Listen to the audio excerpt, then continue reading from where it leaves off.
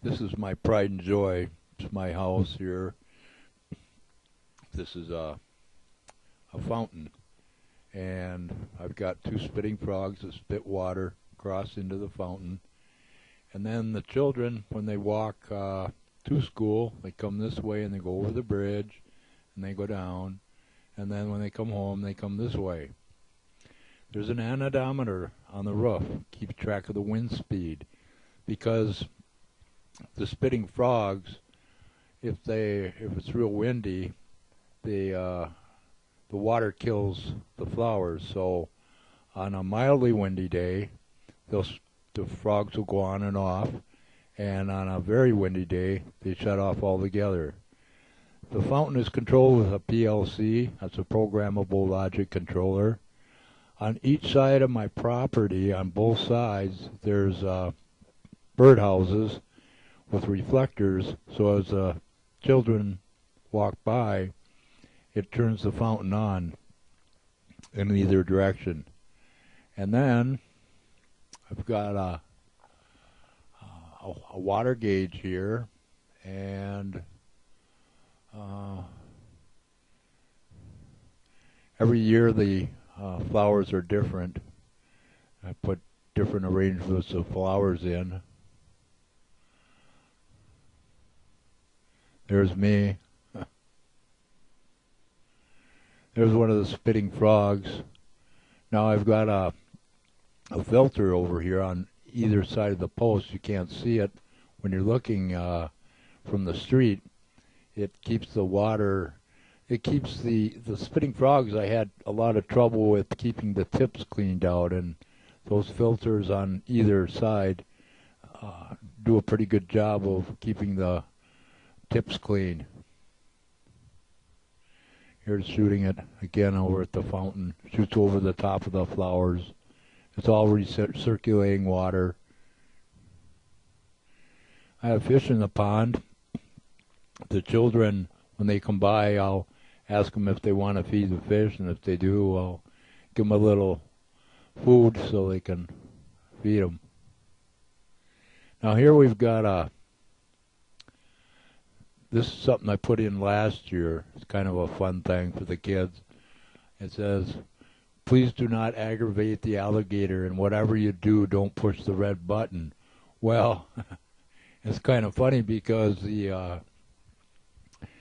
I'm surprised that about 50% of the people will push that button if I'm not around, or I kind of look around the corner and watch what's going on, and you hear the adults, oh, I'm not going to push it, and they don't. They walk away, and I have to be out there and coax them to push the button, and then they'll push the button.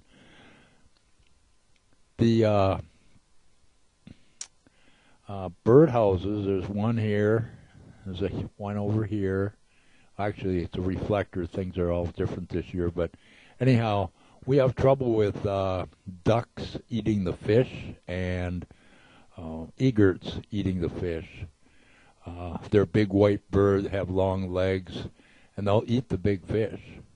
We save them all winter, put them out in the spring, boom, they're gone. So we've got sensors there that will detect when the bird or duck is there.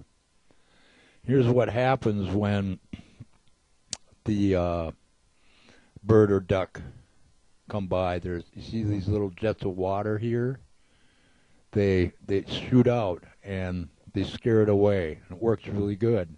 I haven't lost any fish yet. So there's two birdhouses. One is lower than the other. One's for ducks and the other one's for the bigger egrets. When they push the button, the water shoots out also. It's just part of it. And then the alligator squirts them with water. And right here in the center of the bridge is another jet of water that shoots up, and sometimes it gets them in the crotch, and it's kind of fun. So it's just a fun thing for the kids, and working on the flowers, I enjoyed that. I also got a bug zapper here. It comes on at night, and the fish eat the bugs as they drop into the water.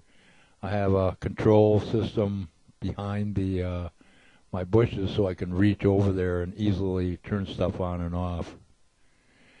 I started up every year in April 1st. I try to get it going, and sometimes, yeah, the weather just doesn't want to cooperate. This one was April, May, let's see, this March, just showing how much snow we had that year. I opened up a rubber milling station, and in the Philippines, in a very remote area, and these were my bodyguards.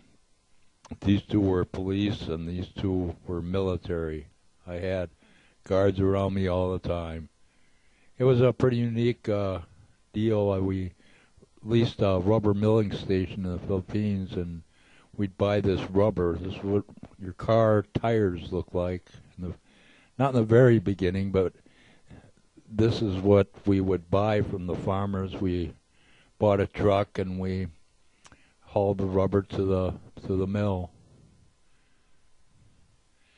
Inside the mill, we'd slit the rubber first, and then we'd chop it. This has already been chopped, and now it's being cleaned. That's me in the white shirt. Then we would run it through an extruder.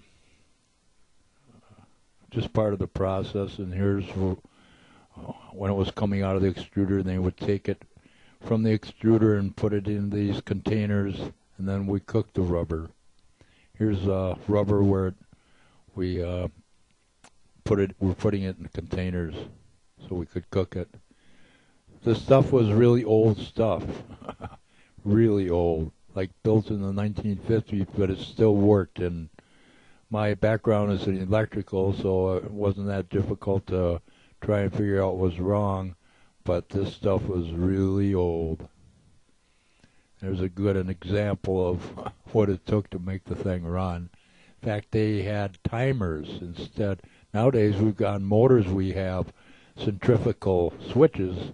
Once the motor comes up to speed, then it switches off automatically, but over there, we had to put timers in.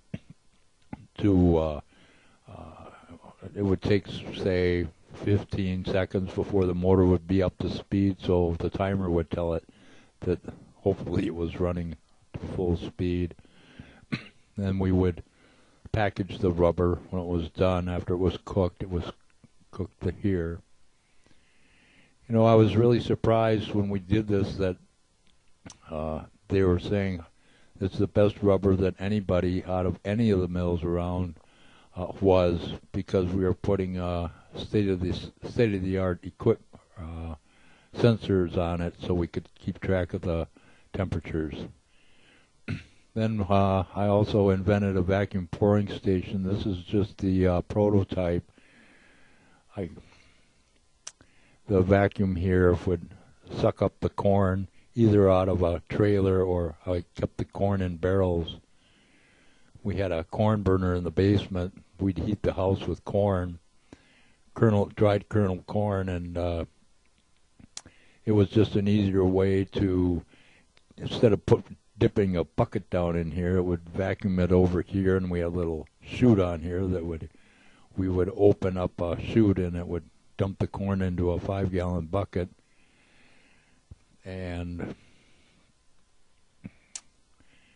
then we could just carry it in the house easily.